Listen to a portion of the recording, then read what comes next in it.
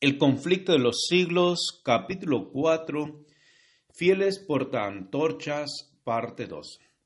La fe que por muchos siglos sostuvieron y enseñaron los cristianos valdenses contrastaba notablemente con las doctrinas falsas de Roma. De acuerdo con el sistema verdaderamente cristiano, fundaban su creencia religiosa en la palabra de Dios escrita. Pero esos humildes campesinos en sus obscuros retiros, alejados del mundo y sujetos a penosísimo trabajo diario entre sus rebaños y viñedos, no habían llegado de por sí al conocimiento de la verdad que se oponía a los dogmas y herejías de la Iglesia apóstata. Su fe no era una fe nueva. Su creencia en materia de religión la habían heredado de sus padres. Luchaban en pro de la fe de la Iglesia apostólica, la fe que ha sido una vez dada a los santos, Judas 3. La Iglesia del desierto, y no la soberbia jerarquía que ocupaba el trono de la gran capital, era la verdadera Iglesia de Cristo, la depositaria de los tesoros de la verdad que Dios confiara a su pueblo para que los diera al mundo. Entre las causas principales que motivaron la separación entre la verdadera Iglesia y Roma, se contaba el odio de ésta hacia el sábado bíblico.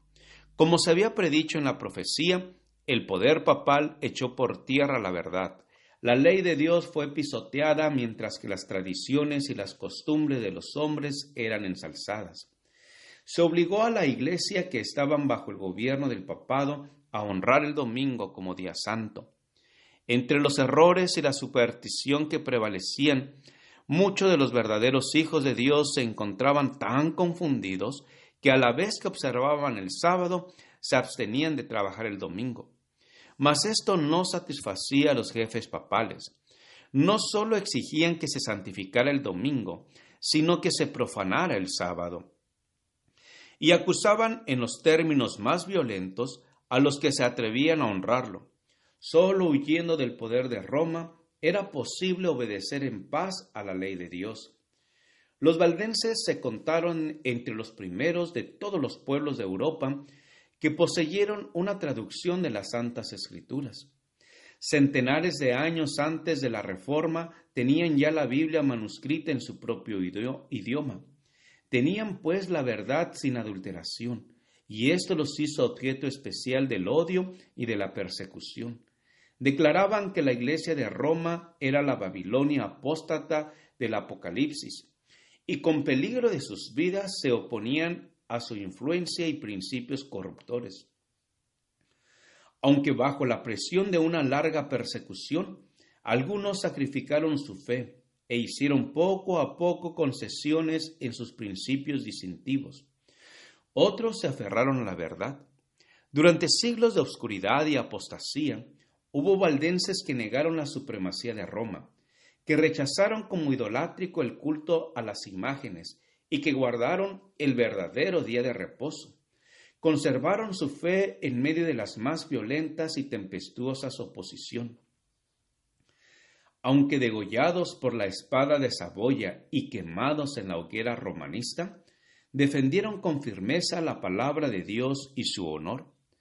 Tras los elevados baluartes de sus montañas, refugio de los perseguidos y oprimidos en todas las edades, hallaron los valdenses seguro escondite. Allí se mantuvo encendida la luz de la verdad en medio de la oscuridad de la Edad Media. Allí los testigos de la verdad conservaron por 1000 años la antigua fe. Dios había provisto para su pueblo un santuario de terrible grandeza, como convenía a las grandes verdades que les había confiado. Para aquellos fieles desterrados, las montañas eran un emblema de la justicia inmutable de Dios. Señalaban a sus hijos aquellas altas cumbres que a manera de torres se erguían en inalterable majestad y les hablaban de aquel en quien no hay mudanza ni sombra de variación, cuya palabra es tan firme como los montes eternos. Dios había afirmado las montañas y las había ceñido de fortaleza. Ningún brazo podía removerlas de su lugar, sino solo el poder infinito. Asimismo había establecido su ley fundamento de su gobierno en el cielo y en la tierra. El brazo del hombre podía alcanzar a sus semejantes y quitarles la vida, pero antes podría desarraigar las montañas de sus cimientos y arrojarlas al mar, que modificar un precepto de la ley de Jehová, o borrar una de las promesas hechas a los que cumplen su voluntad. En su fidelidad a la ley, los siervos de Dios tenían que ser tan firmes como las inmutables montañas. Los montes que circundaban sus hondos valles atestiguaban constantemente el poder creador de Dios y constituían una garantía de la protección que Él les deparaba. Aquellos peregrinos aprendieron a cobrar cariño a esos símbolos mudos de la presencia de Jehová. No se quejaban por las dificultades de la vida. Nunca se sentían solos en medio de la soledad de los montes. Daban gracias a Dios por haberles dado un refugio donde librarse de la crueldad y de la ira de los hombres. Se regocijaban de poder adorarle libremente. Muchas veces, cuando eran perseguidos por sus enemigos, sus fortalezas naturales eran su segura defensa. En más de un encumbrado risco cantaron las alabanzas de Dios, y los ejércitos de Roma no podían acallar sus cantos de acción de gracias. Pura, sencilla y ferviente fue la piedad de estos discípulos de Cristo. Apreciaban los principios de verdad más que las casas, las tierras, los amigos y parientes más que la vida misma. Trataban ansiosamente de inculcar esos principios en los corazones de los jóvenes. Desde su más tierna edad, estos recibían instrucción en las Sagradas Escrituras y se les enseñaba a considerar sagrados los requerimientos de la ley de Dios. Los ejemplares de la Biblia eran raros, por eso se aprendían de memoria sus preciosas palabras. Muchos podían recitar grandes porciones del Antiguo Testamento y del Nuevo. Los pensamientos referentes a Dios se asociaban con las escenas sublimes de la naturaleza y con las humildes bendiciones de la vida cotidiana. Los niños aprendían a ser agradecidos a Dios como el dispensador de todos los favores y de todos los consuelos. Como padres tiernos y afectuosos, amaban a sus hijos con demasiada inteligencia para acostumbrarlos a la complacencia de los apetitos. Les esperaba una vida de pruebas y privaciones, y tal vez el martirio. Desde niños se les acostumbraba a sufrir penurias, a ser sumisos y, sin embargo, capaces de pensar y obrar por sí mismos. Desde temprano se les enseñaba a llevar responsabilidades, a hablar con prudencia y a apreciar el valor del silencio. Una palabra indiscreta que llegara a oídos del enemigo podía no solo hacer peligrar la vida del que lo profería, sino la de centenares de sus hermanos, porque así como los lobos acometen su presa, los enemigos de la verdad perseguían a los que se atrevían a abogar por la libertad de la fe religiosa.